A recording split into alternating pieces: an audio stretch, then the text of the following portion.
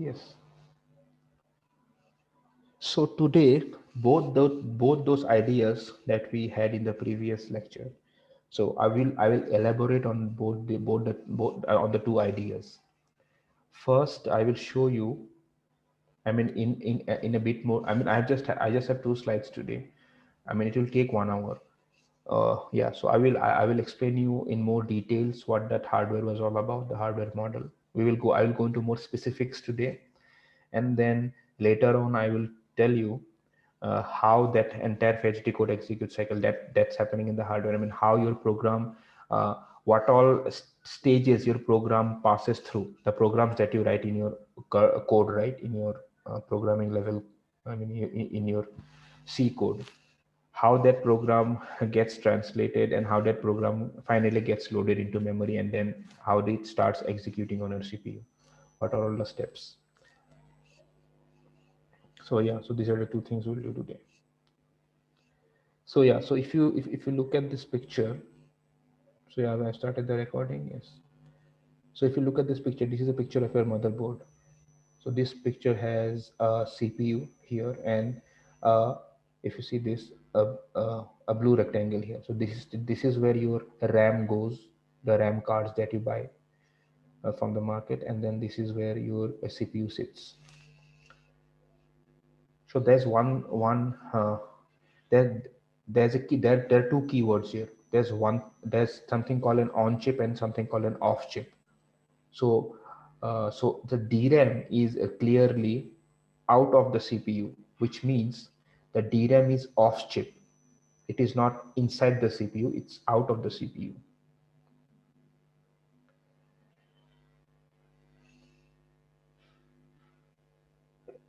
Is my voice okay? Hello, hello. Yes, sir. Yeah, it's Yes, audible. sir. Yes, sir. Someone is saying it's faint. Geet, is it fine? Can you hear me now? Yes, sir. Okay. Comfortable, no problem. Okay, good. Okay, so yeah, so clearly if you see from the picture, the DRAM is out of your CPU, it's off chip. And there are other things in your CPU. Now, if I just take this, right, and if I just show you the die, so let me go there.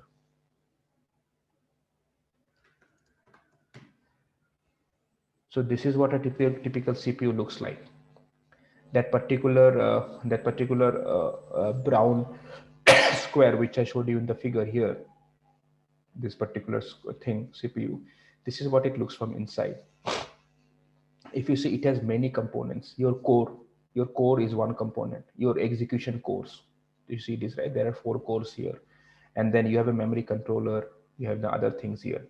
So all these different blocks, all these different rectangles are located on the die. This is called the CPU die. So this is on chip. It's present inside the CPU. It's on chip versus the DRAM, sorry, versus the DRAM, which is out of this die, which is off chip. So there's this clear distinction. Just remember this. So last time I presented you this picture here. There was a CPU and there's a flat memory structure. That's a flat memory array. So this is what it means here. So if you have this DRAM, that's a physical view of it. You'll have multiple slots here, but all this DRAM combined, you can from a programmer's point of view, you can see all this DRAM as one contiguous array of bytes or a one contiguous sequence of locations. This is what we are calling RAM here. And this thing, the CPU, that the CPU die, is what this block diagram represents here. So I have just taken the most essential elements from this picture here, from the die picture here, and I've just created a block diagram. Yeah, this is what the CPU looks like. So in our hardware model, we have these two components, the CPU and the RAM, and the CPU interacts with the RAM to process your to execute your programs. Now, the first thing that you have to notice here is that RAM is outside the CPU. Yeah. So before that, I will go into, yeah. So last time I did not explain. I just explained CPU as a black box. Like I didn't tell you much. I didn't tell you any details about what goes in a CPU. Today I will do that. I will explain the some of the most important building blocks of the CPU, the most basic things that are there in the CPU, in any CPU for that matter. and then how those things come into, like how those things help you execute your instructions. So you're going in deeper into the hardware model today. Yes, last time we just presented the CPU as a black box. Okay, so let me go. Let me describe each of these components here. Okay, so the first thing, if you notice here, yeah, so you have the red, this one here, the red rectangle. So this is what stands for, it's called an arithmetic and logical unit, ALU. So ALU is the, is, you could say ALU is the core of the operating system, where your actual execution happens. Everything else is just to feed this. So all the other, or the other logic that is there in the CPU is just to feed this, but this red section, this red part, which is called the ALU. All your execution units, for example, your adding logic, your multiplying, dividing, division logic, everything is there inside this ALU. For even your those other things, right, where you I mean the other type of instructions, the, yeah, the control transfer instructions, all the instruction executions happen here inside the ALU. So you could say ALU is like, if the CPU is a chip, ALU is the core, as in the execution core of the chip. So another important block here is the CPU memory. What do I mean by CPU memory? In this is also called the cache. But I mean, the other name for the CPU memory is not a technical word. The cache is a technical word here. So what do I mean by cache here? So again, going back to the previous lecture, you remember that I spoke about when your program has to execute on your processor, your program first has to be loaded onto the RAM. And after the loading is done, once the program is fully loaded on your RAM, then your CPU takes over and then start executing the instructions loaded into the RAM one after another. And it will also act, the program had two parts, the data part and the instruction part. So once it wants to access some data, again the data will be located in RAM, it has to access that data as well. But there's a clear gap between the CPU and the RAM here, if you see this. So since there is a gap here, the CPU would take a lot of time to get in data, right, data from the RAM, and perform an operation on the data inside the ALU. So it's a very it's a very you could say it's a very costly task of getting a data from the RAM and then using it in an execution of an, using the data for execution of an instruction. Assuming you don't have a CPU memory, so what would happen is, yeah, first of all, so before that, so if you see, the ALU is directly connected to the CPU memory. That means whatever data the ALU requires, right, for executing the instruction, that data is provided to the ALU from the CPU memory, which is the cache. The CPU memory is a really small memory, but it's a very, very fast memory. It's like 100 times faster than RAM. Why is it faster? Because it's located inside the chip. If you look at this diagram here, so this cache here, right? So this is the CPU memory I'm talking about, shared L3 cache. See, this is in the same die. That's why this is a very, very fast memory.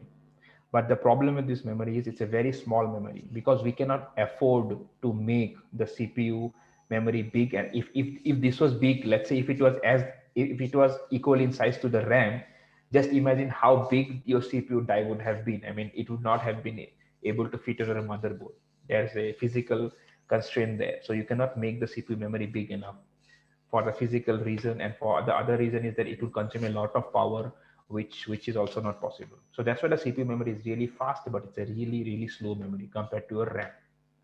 So what happens is, whenever your CPU starts processing data through instructions, I mean instructions act upon data, right? So first what happens is, it comes on inside the CPU memory, and from the CPU memory it is fed to the ALU. That's the part that a particular data for data byte fetch from the RAM goes through. You see this here, it goes through and then CPU memory, and from CPU memory that is fed to the ALU. Is this thing clear? How it travels from the RAM and then all the way to CPU memory and then to the ALU where it gets executed. So could you explain it just once more? I didn't get it. Did you understand what CPU memory is? Yeah. So CPU memory is this small memory and it's a very fast memory. Yeah. So whatever data so one thing that I made clear is execution happens inside the ALU. That means your instructions are getting executed in the red box here. Right. So for the instruction to get executed, it needs data, right? So then in our previous lecture, what we saw was what we thought was the data is coming from the RAM and it is fed directly to the ALU. I mean, since ALU is the execution unit here, so the Right. data will be directly fed to the ALU. But this is not the case. There is one more memory in between through which the data is fed. Oh. So that memory is the CPU memory. And why is that? Now as I got a question in the previous batch also, not previous, just today's batch in the morning. So what they were asking was, why do you need the CPU memory when anyways we are feeding the data, right? Why can't we directly feed it to the RAM? Therefore, feed it from the RAM to the ALU, bypassing this memory. The reason for this is the same data could be accessed by multiple instructions in different points of time during the execution of a program. So for all those different accesses, if I have to go to the RAM, then it would be really small, really bad execution. Then I mean, it'll take a lot of time. Every time I know that I have fetched this data before, and I'm fetching it again because I don't have a storage for the data inside my CPU. So that's why, because I might be accessing a data again and again. That's why it's better for me to store the data inside the CPU so that I don't have to go out of the chip to the DRAM and get the data again, which would have a big latency, right? There will be big latency, and then your entire program will go slow. So that's the reason the cache is there, just to keep the frequently accessed data inside the chip so that it does not move out. And for those frequently accessed data, the instructions will execute really fast inside the ALU because that data is present on the chip. It does not have to go out to fetch the data. I'm getting some chat questions here.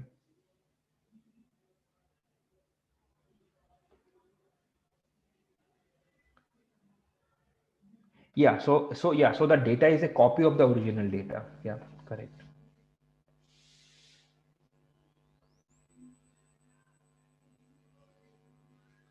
Okay, fine. Yeah. So this is what the CPU is. Sorry, the CPU cache, the cache memory is. It just acts like a small, you could say small storage unit which stores the most frequently accessed data and then feeds that data to the ALU. Okay. I'll come to. I'll come to that way. Don't go to the PCI right now. There's no. Yeah. Let me explain the picture first. Okay. So yeah, so we were talking about a bus in the last lecture. So this is the bus that is here in the CPU. So what this is doing is this bus is taking in requests, right? Taking in memory requests coming out of the CPU, and then these requests are going all the way up to the RAM. There it and then it is and it is taking out those bytes from RAM, taking a copy of that data and then feeding it back to the CPU inside. So the work of the bus is to interact with the RAM and get the data for you inside the CPU memory for it to be fed to the ALU. So just a small interruption. Sorry, I Yeah. have a doubt. So you said that the data that is there in the cache memory is a copy, right? Yes. So if we modify the data, will Yes. it just change it in the cache memory, or will it change it in the actual memory as well? Yes. So that's why there are two types of caches. One cache, I don't. This is an architecture discussion, but anyways, so one's called a write-through cache and a write-back cache. So write-through cache means if you have modified some memory, that memory will also be modified in the RAM directly. I mean, assuming you have copied a block, right? And then you have modified the block. So that block will be first modified on the cache. And then based on the caching policy, if it is a write through, if it is a write through, then it will be directly written on the RAM also. That updated copy will be sent in the RAM also, and that whatever location you got that value from, that location will also be modified. But if it is the other way, if it is the write back, then what will happen is it will not be modified until and unless someone else is trying to access the same data. Because if someone else is trying to access the same data, then that someone else has to get the modified version of it, right? So only in that case it will be written back. Till then, the modified copy will be kept on the CPU memory only. I think I got it, sir. Yeah, thank you. Yeah. Could you give some examples about a data which is stored in cache memory?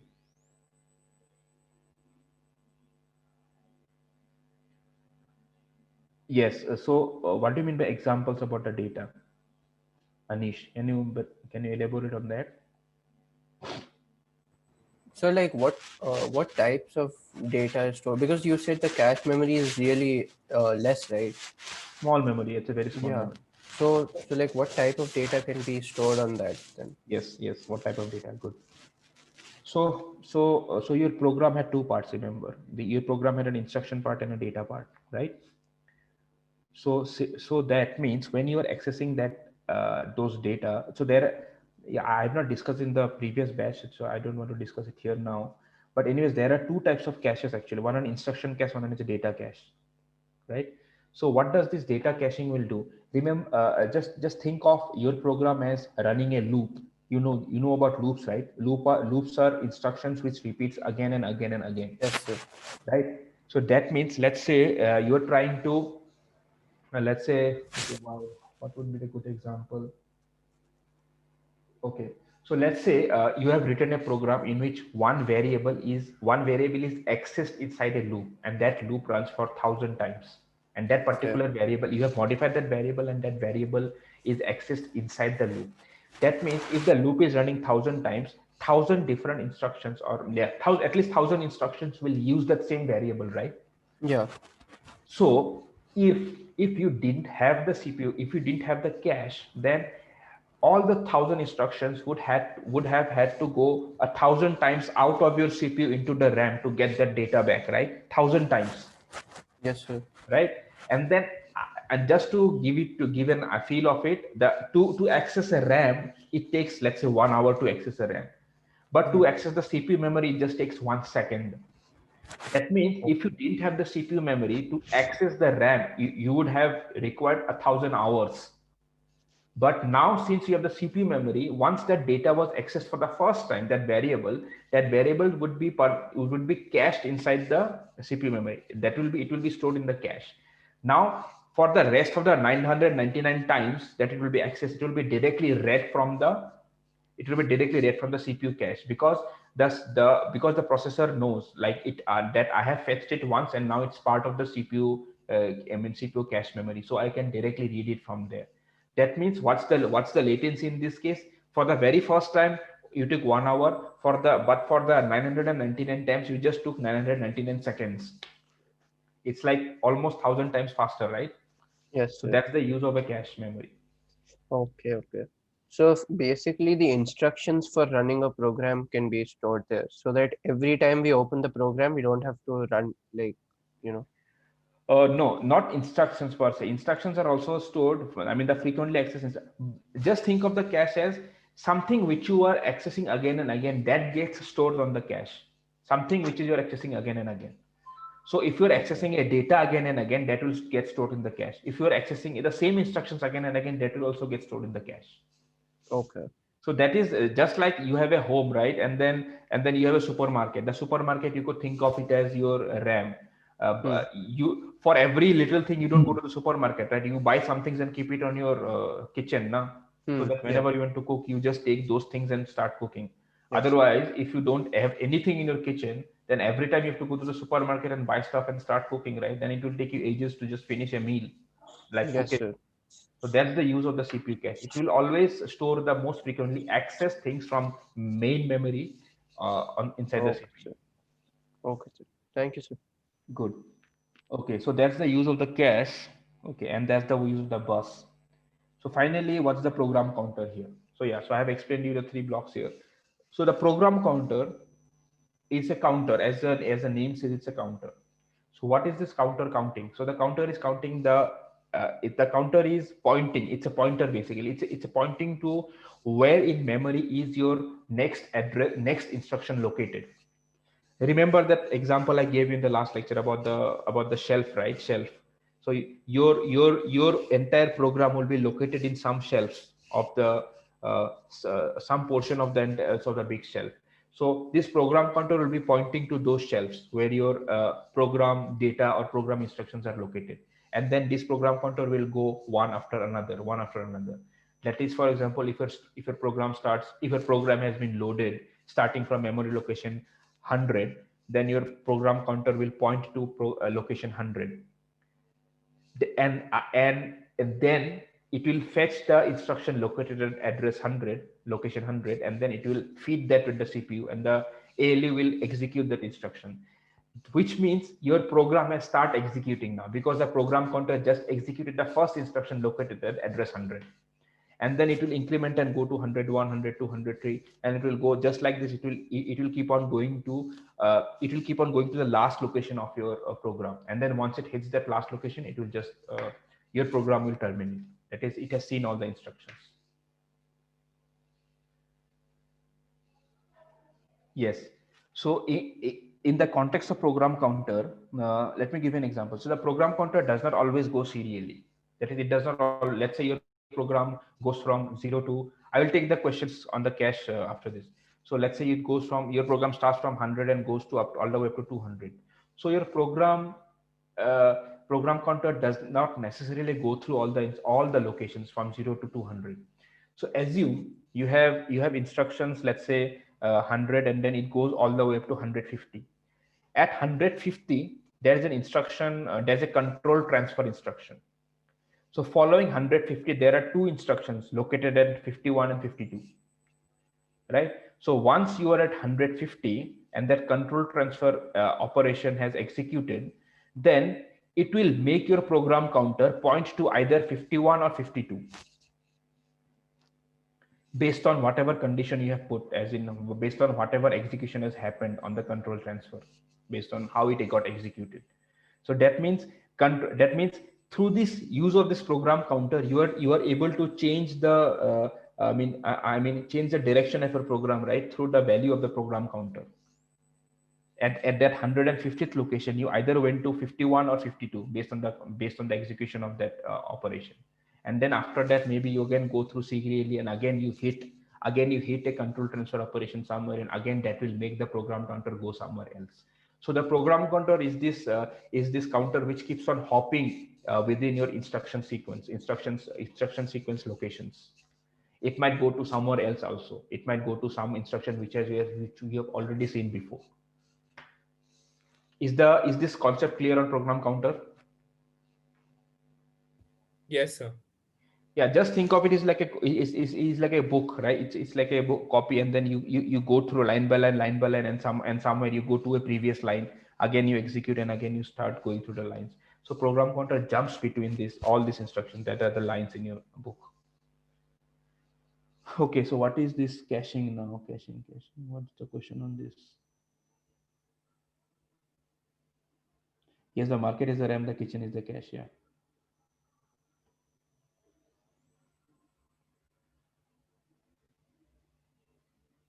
I will come to the swapping. Wait. It's not. So once the cache gets full, someone has to be kicked out of it now. So there are a lot of policies there. I mean, in some policies you decide like whichever was the oldest item, just kick that out. And some policies you say whichever is the least frequently accessed. I mean, frequently accessed as in which one is that which has been interacting with this, which is that item which the CPU has been interacting it with the least amount of interactions is happening with that item. So throw that item out. So there are different policies that you implement on the cache to evict to make space for the new data coming in.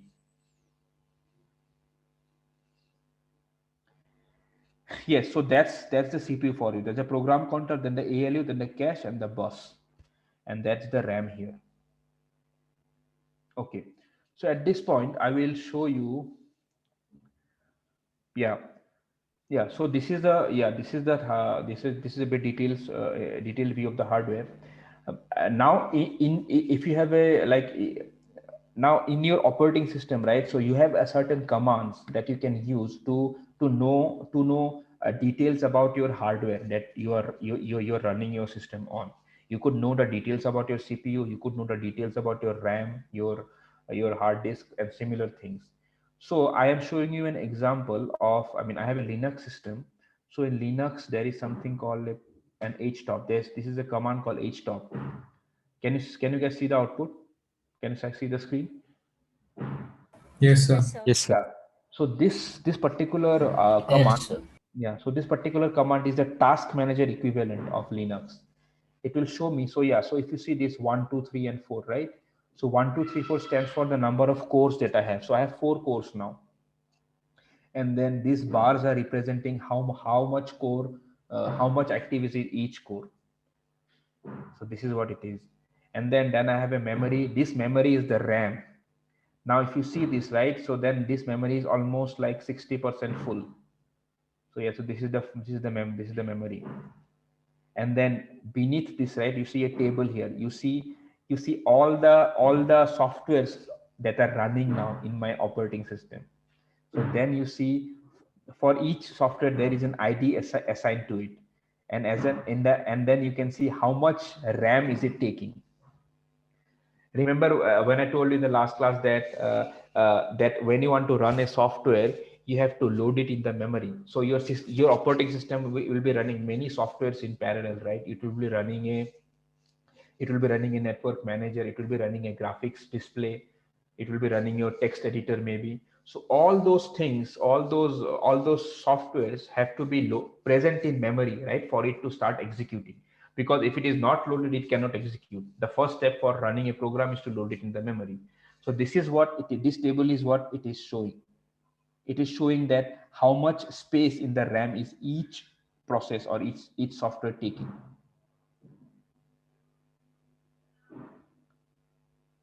See, red is just for saying like which is active. So yeah, so see at some point 1, 2, and 3 are active, and other point 1, 2, 3 everyone is active. Yeah, this command has to be installed actually. I think in Linux you have to install it in sudo apt-get install htop, something like this. Yeah, it does not come by default on a Linux system. Yes, so someone was asking me about the swap space. So now, as I was mentioning it to you, that that when you are running softwares, you have to have them loaded into the memory all the time. But then your RAM is finite, right? If you see from this picture, this is a finite space, right? It's not an infinite. I mean, it's not a very big space. I mean, you could have at max, let's say 8 or 60, 32 GB of RAM. But what if you have exhausted all that memory? What do you do then? I mean, there is no place for you to load a new software which you want to run. So in that case, what your operating system kernel, now I'm using the word kernel here, what your operating system kernel will do is it will choose just like we evicted some things from the cache, right? It will choose a software and it will take up its memory that it was occupying in the RAM and give that memory to the new process which you are about to run. But it cannot, but the operating system which took away that older process or older software cannot just remove it, right? Cannot remove all the data that is there. So that's why it keeps the data of that software or that process on a hard disk area, which is called a swap space. It will keep that data, which it will keep the snapshot of the data which it just evicted.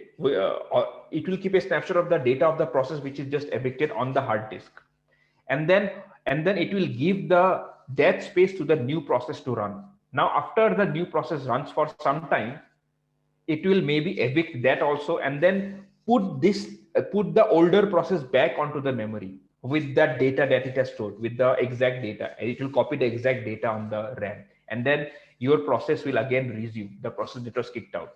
So from a user perspective, you would feel like nothing has happened.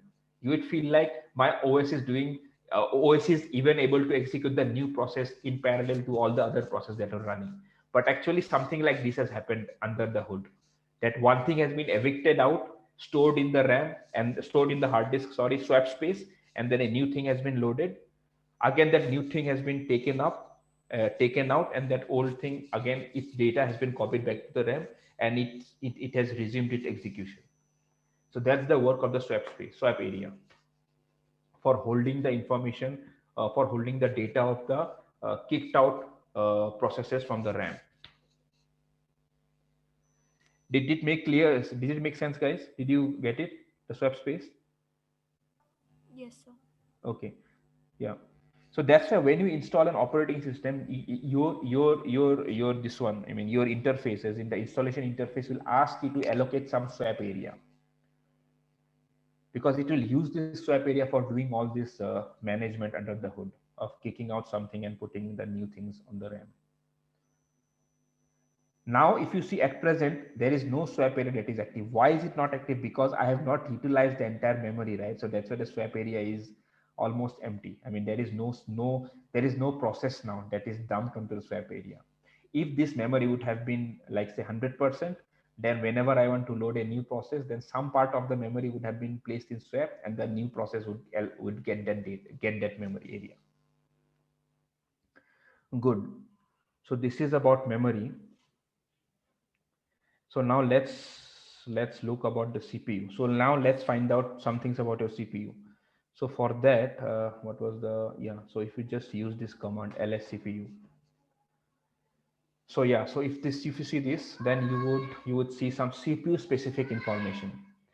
So one of the most important information you could see is what kind of CPU is it? Is it a 64-bit or a 32-bit CPU? So what do I mean by that? 64-bit versus 32-bit. You guys must have heard about 64-bit operating systems, right? Or 32-bit. I mean, previous Windows versions were 32-bit operating systems, but now Yes, Windows 10 and this latest Windows OSs, they're all 64-bit operating systems. So first of all, when you talk about a software being a 64-bit software, Windows again OS is a software. So when you talk about a 64-bit software, that means it is using when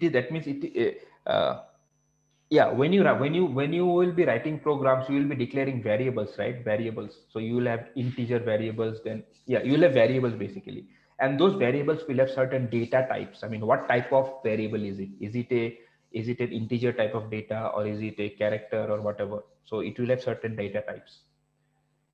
So when a software is 64-bit, that means it is using 64-bit wide data, 64-bit wide data types.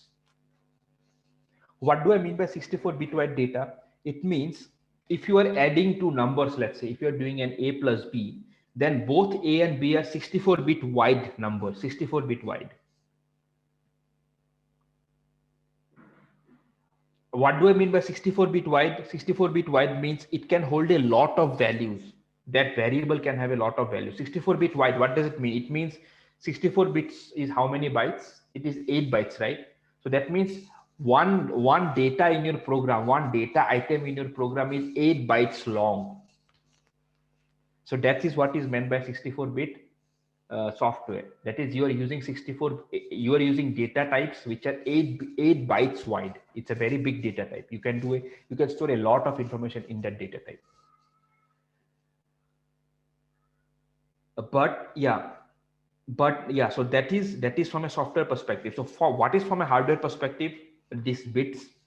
So from a hardware perspective, if I'm saying your CPU is a 64-bit CPU, that means that ALU, right? That ALU data showed you in the picture, this ALU can act upon 64 bits in one go, in one shot. It can add up to 64-bit values.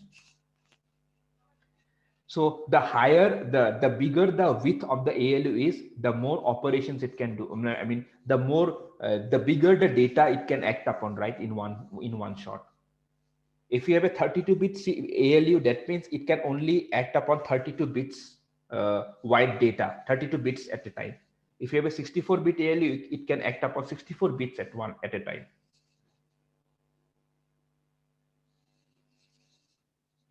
But then this processor here, it says both 32 and 64. Why? Because this processor has, I mean, the newer processors, they can work on both 64-bit mode as well as 32-bit modes. What do I mean by modes? Mode means there will be some softwares, right, which would have been written previously in the early years, which were run using 32-bit data types. Those things, for example, if you have an older Windows 98 or Windows 2000, maybe it would be a 32-bit software. So for it to be running on a 64-bit CPU, you cannot directly run it. That CPU has to run in the 32-bit mode to run the 32-bit OS. So it's something like that. Now someone would ask me that why can't we make the 64-bit accommodate the 32-bit, because 32-bit can accommodate in the 64 bits, right? It is because I am fine working with I am fine just taking 32 bits and then padding all the other 32 bits with zeros inside a 64-bit value. But then there will be certain logic inside the ALU which expects 32-bit wide values only. It cannot go beyond 32. I mean, for that software to run. So that's why your CPU has to run in this 32-bit mode to run 32-bit softwares.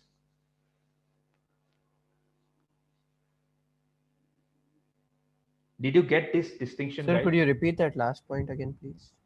See, now you know that there is 64-bit and 32-bit operating systems, right? Or software for that matter.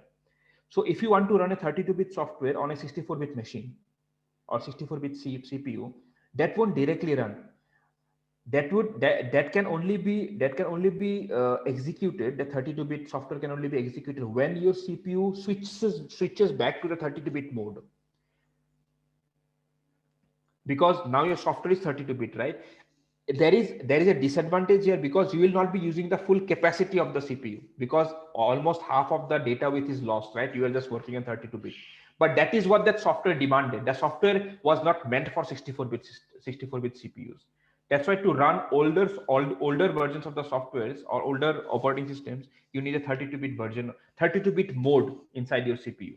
If you just have a 64-bit mode, you can run only latest new softwares or new operating systems. You cannot go back to the older legacy softwares on your machine. You can't run those legacy softwares.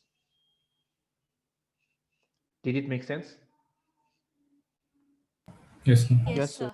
What is this big paragraph someone has written where 6 bytes don't get to how you are using most of it is Unicode?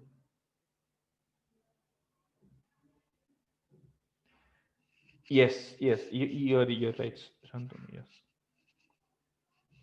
Okay, anyway, so that's one thing, 32-bit, 64-bit. Then there is another very important number on our CPU, which is called your frequency. So when you buy a new computer, right? So what's the first thing that you notice about the processor? As in, what is its frequency? Is it a 3 gigahertz processor or a 2 gigahertz? And what do you end up buying always? Can someone reply? You buy a 3 gigahertz thing, right? Why? Because 3 is higher than 2. Agree. But what does it mean actually? Physically, what does it mean? I'll give you a very, very simple example to make you understand. So assume you have a clock in your hand, and then you have a CPU. I mean, assume the CPU is a human being. CPU is a human being which executes instructions. Yeah, Grim, you are right. Yeah, CPU is a living thing which executes the instructions. Now you have a clock in your hand. So, and then you start the clock and the clock starts ticking. The second hand starts ticking. So whenever there is one tick on the second hand, you say go, and the CPU executes one operation. Someone is on unmute. Yeah, and the CPU executes an operation. Again, the second hand tick, and then you say go. Again, the CPU executes. Again, that thing executes one more operation. Again it ticks once more, and then you say go, and it executes. So the number of ticks that happen is the number of things that the CPU does, right? So assume now you can say tick a more, assume you are saying it more frequently now, tick, tick, tick, tick. So what will happen is now the operations will happen more faster now. So this is what it is. So the CPU starts operating with every tick, and the more number of ticks that you can pack in 1 second, the more number of operations the CPU will do in 1 second. So that is what the frequency of a clock is. So inside your CPU die, inside your CPU circuit, so there would be let's say a clock, an oscillator which will generate these ticks. So the faster these ticks are, the higher the frequency of your CPU is, and and the more number of things it can do, or more number of instructions it can execute every second, because every second it will see more ticks if it is oscillating at a very fast rate. So that's the physical analogy of the frequency and how it directly relates to performance, because more number of instructions, that means higher performance, right? So the clock is a simple and oscillating device, actually, or an oscillating circuit that is present inside your CPU. I don't know if it is inside or outside, but it is somewhere on the motherboard. So that particular logic will generate ticks, these oscillating signals. And whenever the CPU sees a tick, that is, and then whenever it sees a tick, it performs an operation or executes an instruction. And whenever it does not see a tick, it just stops. It does not do anything. So the more number of ticks you can provide the CPU every second, the more operations it can do, the faster your CPU is.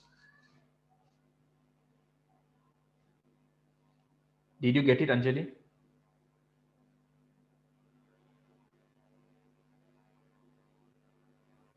Yes, yes, Yes. I got it. Good. So that's what the physical significance of that's what it physically means. I mean, I just gave you an example for that so that you can feel that. Yeah. Okay, I think we're done with this. Okay, frequency I've explained. Okay, now if you see there is a max and a mean frequency. What's a max and a mean frequency? So when you buy your CPU, right, it will come with a base frequency. I mean, this is the normal operating frequency, but then there is something called overclocking. What do you mean by overclocking? You can step up the frequency of your CPU to a certain level. What is that certain level? That is 3.5 gigahertz. Your CPU will operate in this frequency 1.2. I think it's somewhere. I don't know what this. It's around 1.2 gigahertz, I guess. Yeah. But then you can boost your frequency of your CPU up to 3.5 gigahertz. But you cannot go beyond this, because if you go beyond this frequency, your CPU will start heating up and then it will burn out. So that's why this max is like a cap on the maximum frequency you can overclock your CPU to be. Similarly, there is something called this is the mean frequency. If you, again, frequency is when you are oscillating, right? You are dissipating energy, right? You are consuming energy. So if you somehow tone down your frequency CPU, it will do less operations and then it will consume less energy. So somehow, if you want to reduce the speed to consume less energy, then you can bring down the frequency of your CPU. So this is but you cannot go beyond, you cannot go less than 800 megahertz. So that's what the minimum frequency means, the minimum range.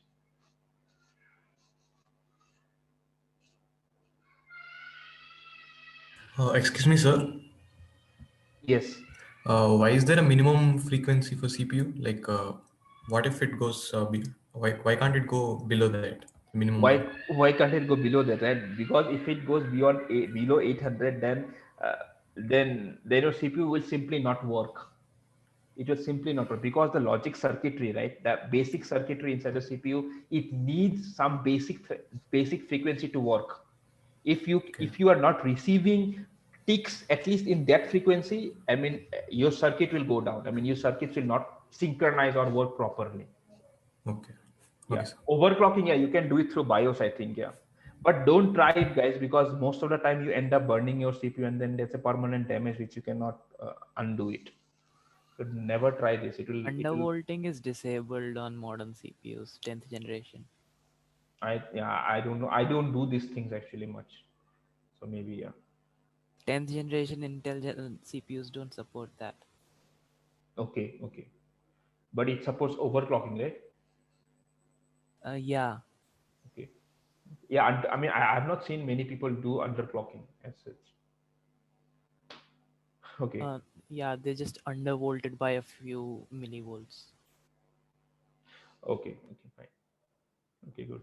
So yeah, so last thing here. So if you see this, there is a cache, there's a block here, right, which says the size of the cache. So this is the size of the CPU memory. If you just add it up, see, I just presented the CPU memory as a flat memory, but then there are there is a whole, like there are smaller caches in there are smaller blocks of cache actually in this in this memory. So if you add all of them together, this, I think this comes to around 1 MB maybe, yeah. So you have 1 MB of cache memory here inside your CPU. And this also you can know it from that running that command ls cpu. If you see this, right, yeah, if you know what is the size of your cache memory here. So all these commands, yeah, so you can just yeah, so we will be posting out I think there's a list of these commands. You can find it on the course website later on. I mean, then you can try out these commands in your machine locally. Okay, so I think we are out of the hardware now. So any questions on the hardware still, guys? I have explained to you in more details now what a CPU behaves and how it operates through the program counter, the ALU, the cache, and the bus. And then I showed you some examples of how can you find out things about your CPU, your operating frequency, and then your size of the RAM and everything else. Byte order, let's not go there. I will explain the byte order when we go into programming, when we will actually start programming, because without programming I cannot explain what is little Indian or big Indian. Sir, could you please differentiate CPU memory and ALU once again? CPU memory and ALU. Yes, yes. Okay, so ALU is the execution unit and the CPU memory is the unit which provides that execution unit with data. They are two very different things, right? ALU is where the execution is happening, the addition, the subtraction, the multiplications, and CPU memory is the unit which is providing that, it's feeding those units with data which is coming from the RAM. Okay, sir. Okay, sir. Thank you. Good. I don't know about the stepping yet. I mean, I just I just printed it out. I don't know what the stepping is. Maybe it's the stepping, how much you can step in frequencies. I don't know that. Try to find out about the stepping part. Sir, what is DRAM? Is it dynamic RAM or? Yeah, DRAM is this part, the RAM. It's the same thing, dynamic RAM. RAM is also called DRAM. Okay, like what is the difference between dynamic and static RAM? See, you don't interact with static RAM. I mean, SRAM is something like, remember I told you, right, yesterday in the last class, that how do you keep your data on the RAM intact? You have to refresh it after every nanoseconds. Some nanoseconds you have to keep on refreshing the data for it to be in that same state, right? Okay. But in static RAM, that refreshing is not required. Okay. Yeah, you get it now. So refreshing is something like you have things in your refrigerator. If you don't keep on refrigerating it, they will go bad. So the refrigerating part is the refreshing part. But static RAM is a refrigerator which you can put your items and then you don't have to refrigerate it. They will stay as it is unless you switch off your computer. Okay. So dynamic RAM is better than static one. It's not, right? If you have to keep a refrigerator on, how come is it good? It's bad. Okay. It will consume more power, isn't it? If you have to keep on refreshing it, right? Yes, sir. Sir, what exactly is SRAM used for? SRAM is used for it's a very faster access, you can say. It's a faster memory access. Okay, sir. Yeah. Yes, you guys can discuss about stepping later on. I don't know much about that. So anything else? Okay, anyway, let's move on then, guys, from the hardware part. Okay, so let's come to this slide. I think again I'll offshoot by 1.5 hours more, 30 minutes more. Okay. Okay, so now we are out of the. You guys are clear on slide 1, right? Completely now, whatever we discussed there. Yes, sir. Okay, good. Okay, so now we are in the software part. We are in the software realm now. We are out of the hardware. Now we are in the software. So what did I speak about last time? Last time I told about this thing that when you have when you want to run a program, what happens? You double click on the hard disk, and then the loader loads the executable file onto the RAM, and then the RAM where the data is located, the program counter, once the program counter starts pointing to the first instruction of that program in the RAM, then the program starts executing on the CPU, because the program counter is pointing to the first instruction of the program. So I have explained you this part, right? This part, if you just look at this part here, hello.exe, sorry, don't look at hello, just look at the exe part. So once you double click, this exe is active here, and the loader will load the exe onto the RAM. You see this, right? The RAM here. And then the CPU, the program counter in the CPU will start reading the bytes one after another and start executing. Now the program will have both the data part and instruction part. Once it sees an instruction using a data, it will fetch the data from the RAM through the bus and then start and execute it inside the ALE. So I have explained this part now here in the previous lecture. So this is when you already have the executable with you, right? Your loader can load the executable which is already there in the hard disk. But how do you create an executable in the first place? You have to create it, right? And then only you can load it later on. So what happens? How do you get to an exe? This is where the other steps come into picture. These other steps that you see on the left here. So now I will be explaining to you how you write a program, and then how that program gets translated to an exe for the loader to load it and the CPU to run it through the program counter. Yeah. So what's the first step in that? The first step is, can anyone say what's the first step in that, in running a program in the memory? And what's the first step? Can someone type in the chat? You don't have to reply and you don't have to speak.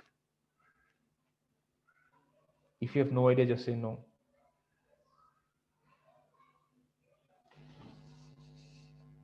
Okay. Yes, good. Writing the code. Shrinya. Good. Name is quite confusing. Okay.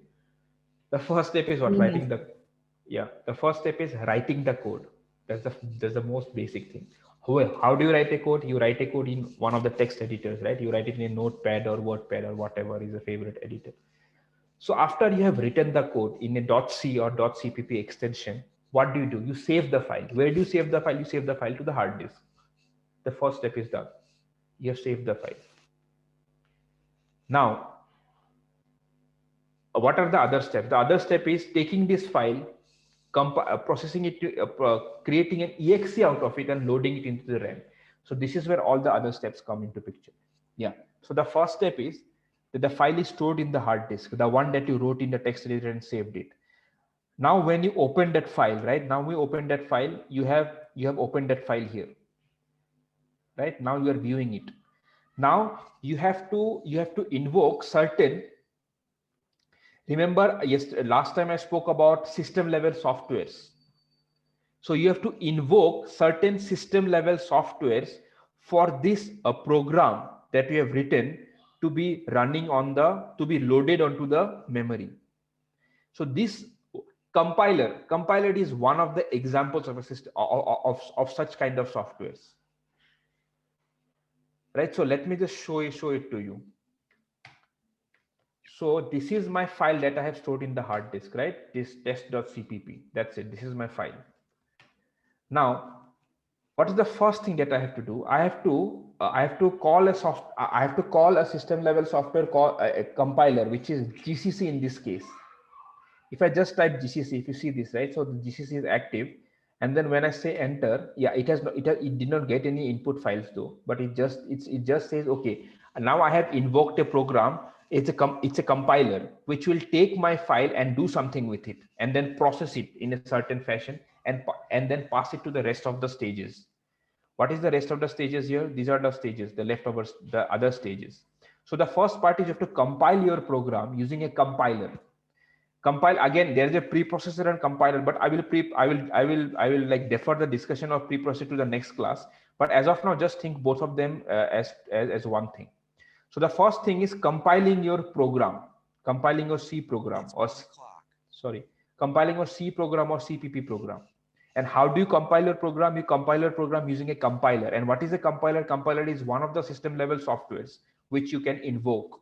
So once you invoke the system level software, that software also gets loaded into the memory, right? Because GCC, the compiler is also a software, just like any other software.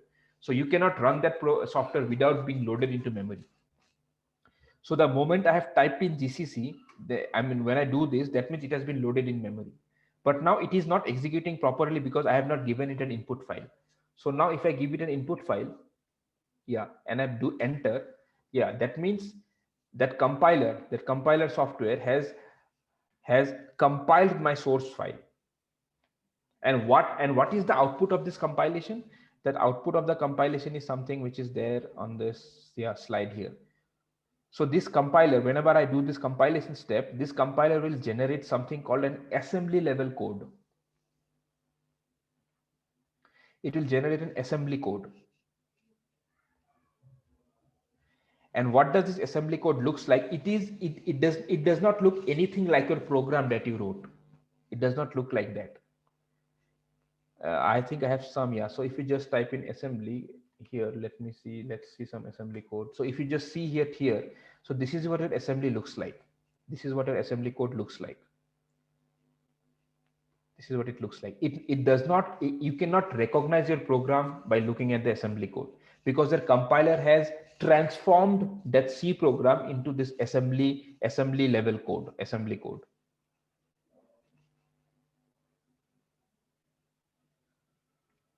Now, once that compiler has generated the assembly code, then it is passed on to one more system level software, again, which is loaded onto the memory here. If you see this, yeah. So how is system level software different from other softwares? See, yeah, see yeah, that's an important, very good question. So see, when I do this assembly here, assembler, right? So assembler, so let me just show it to you. So when I do a GCC test.cpp, my thing got compiled, right? And then I can do an ./a.out. That means I'm running the code now. And then I just added the two numbers, right? So what did I do? I just did the compilation part. That is, I just did this part. Right? This part, compilation part. And did I invoke the other things, assembler, loader, linker? I didn't do this, right? At least the assembler, I didn't do it, right? These things were happening automatically under the hood. Yes, sir. As in, I didn't have to interact with this system. As in this software, system level software, they were automatically doing the things for me.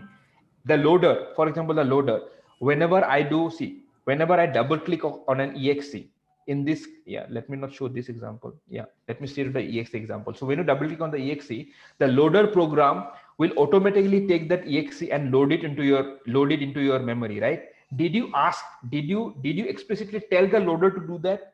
You didn't do that, right? You just double click on the exe. But that program got automatically invoked for it to load your exe into the memory. Those are system level softwares which are present in memory always, and which gets called.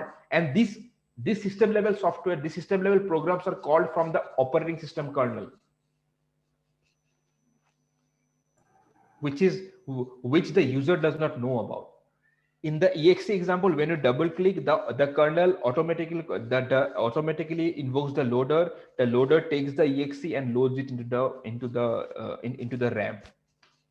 Means that these softwares are that interact with the system, the kernel on our behalf automatically. Yes, exactly. Yes, you put it correctly. Thank you, sir. Another example. So you will be receiving data from your LAN wire, right? From your LAN wire, you are receiving data packets, right, over the network. Did you invoke some software to receive the packets? No, sir. Something is happening on your behalf, right, which is being done by the kernel, right, automatically. So Yes, those kind of softwares which are present, but they have to be present in memory always. Just remember that. That's why I have put these pink boxes here, because without them being present in the memory, they cannot run. Yeah, sir. I get it. Yeah. Also, I'll show you one more example of software, system level software. Maybe if you do an HTOP, you see all the other things here, right? See, these are my user level processes. If you see this, I have my name here. But what about this? All these other things, they don't have my name, now. You see this, right? Yes, sir. So these are the things that are running under the hood without my knowledge. These are system level softwares.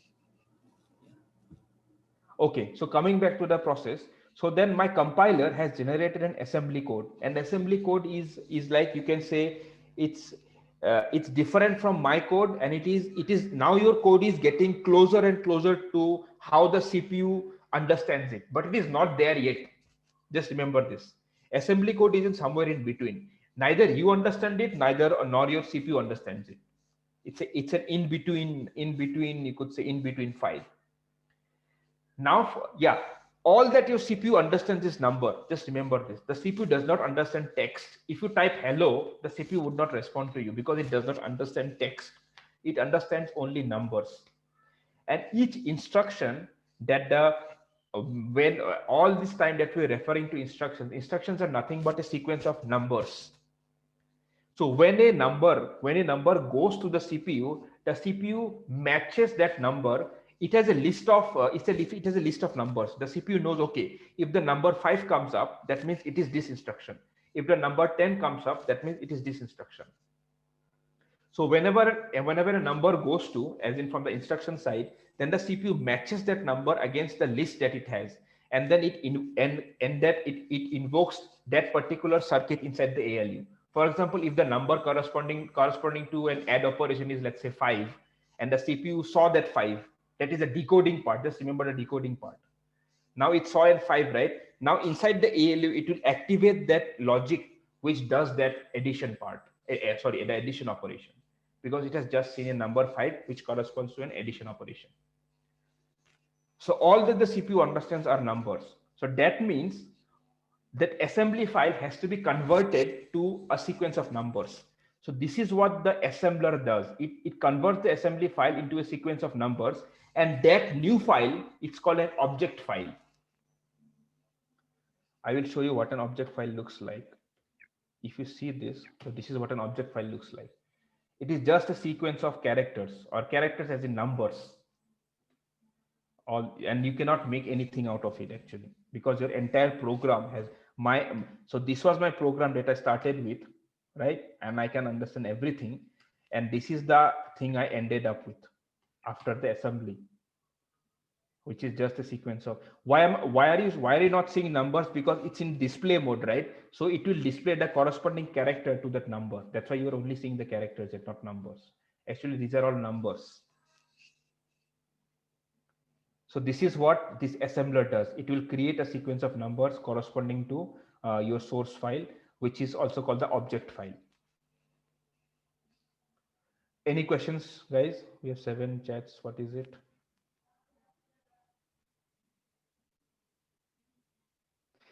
Yes, there is a way for you to directly communicate with the numbers, but then you have to come out from your, I think you have to be in a very a privileged mode. You cannot be in the user mode.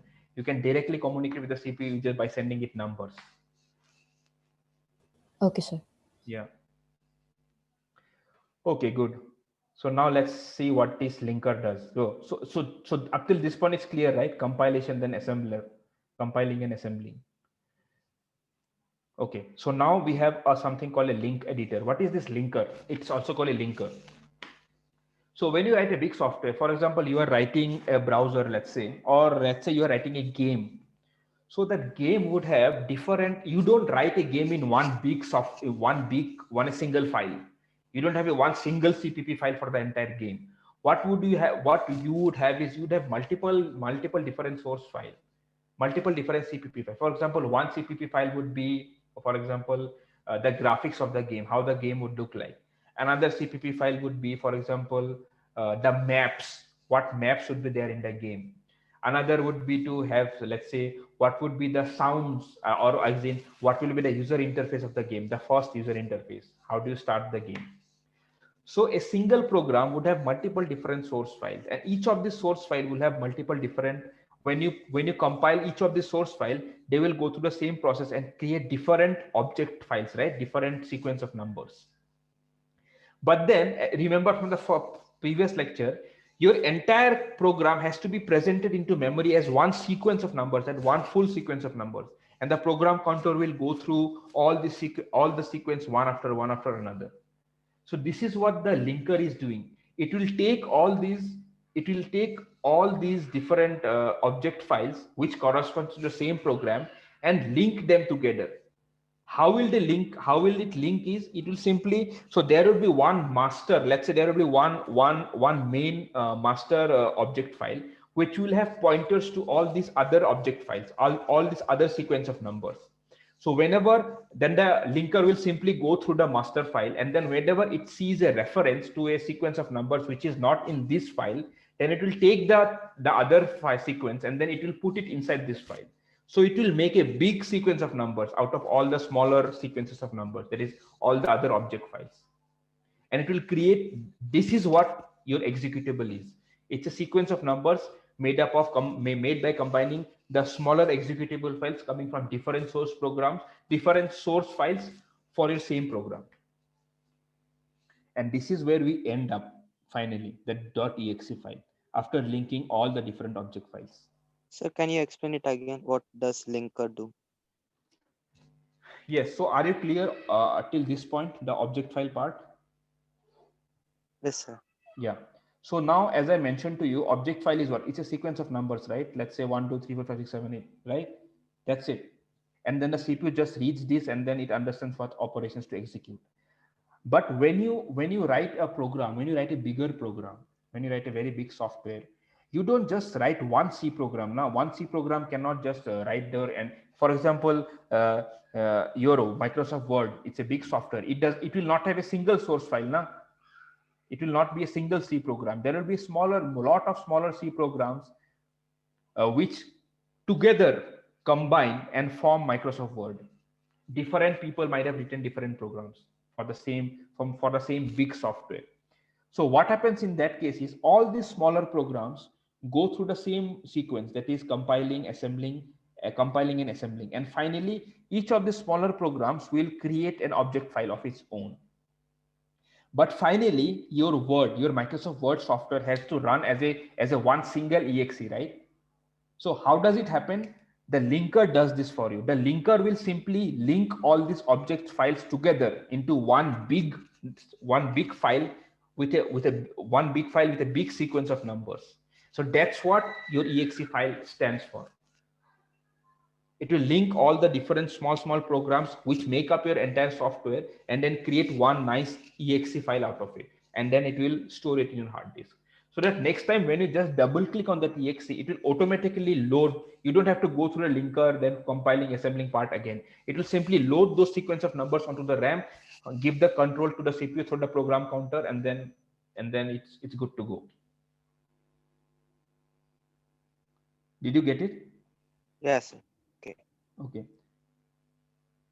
Yes. So Rahul, I will explain the pre-processing part maybe in the next lecture where I actually show you some C code, because without the C code, it's not possible to show the preprocessor. I will come to this in the next lecture. Okay. So that's it then. So just compiling, then a preprocessor I will explain in the next lecture. So compiling, then assembling, then linker, and then you get the exe, and then finally after that you already know that the loader will take this exe and then load it in one of the areas of the RAM, and then it will transfer the control to the CPU. How will it transfer? It will simply set the program counter to point to the first instruction of the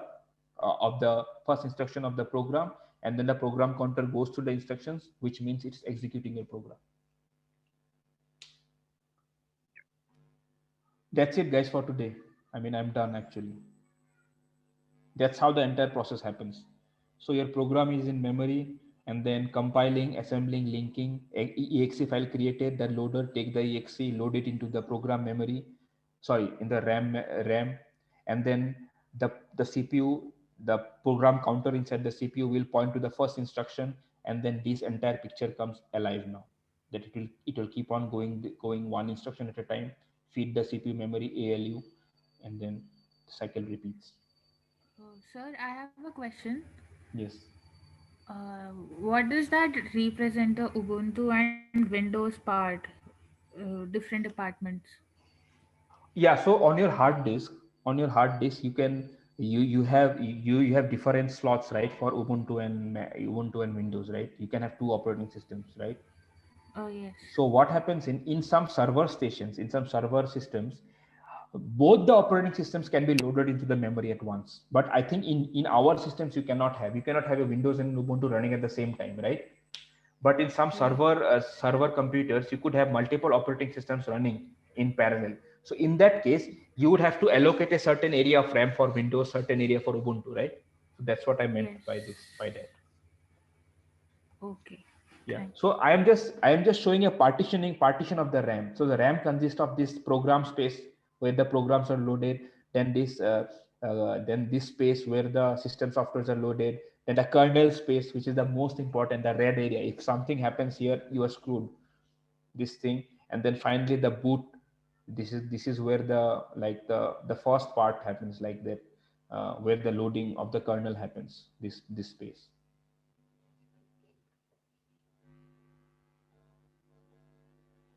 Virtual machine, yeah, but virtual machine is not like loading your soft. Virtual machine is like virtual machine is itself a software actually, and inside that virtual machine you would have Ubuntu and Windows. So yeah, let's not go to the virtual machine way. Is everything clear, guys? Or if you have any questions, we have 15 more minutes, like then we can end for today.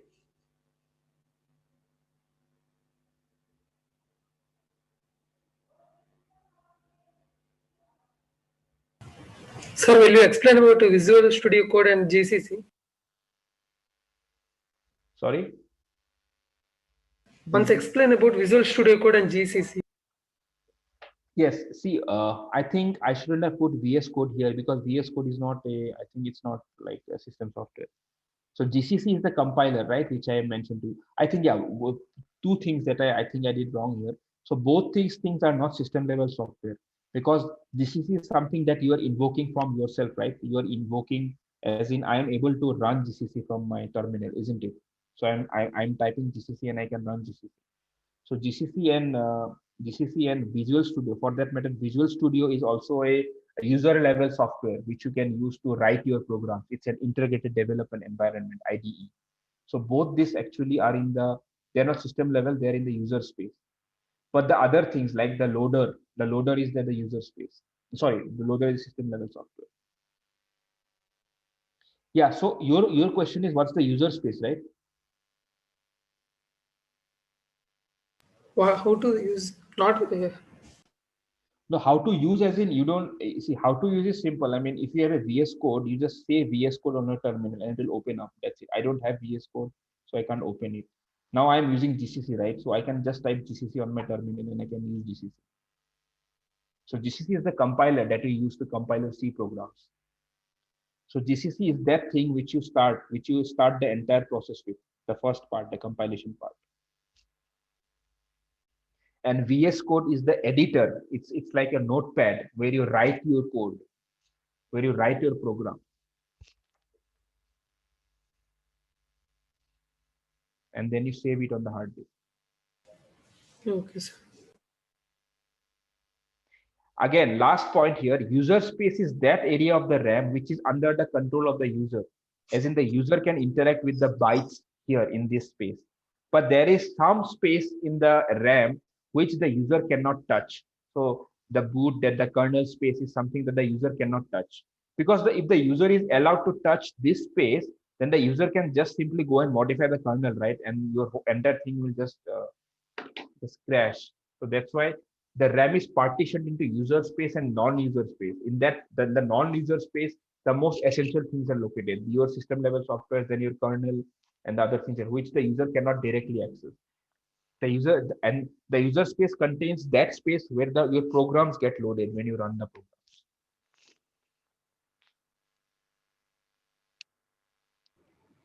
Sir, Yes. sir, I think many people have the same doubt. Sir, the recordings of the class, is there any way we can access them right now? You will be getting the recordings of both the lectures starting next week, because we have Next week. we set up a course website. So I'll tell you how it looks like. I showed it in the your morning batch also. So if you just come here, so this is what there is a site called elearn.iit.ac.in. Then if you double click here, then you will see all the lectures here. This is for your previous batch. You see here, right? So these are the, if you just if you click here, then you can see the lectures. Then you can see the lectures, then you can see the slides, everything. So once this site is up, then you can see the lectures. Just like Moodle, right? You will get access to this also. Okay. But it is being set up for you right now because there are a lot of you now, so it will take some time to set it up. Actually, what like for our other subjects, we have MS Teams, right? So there we just record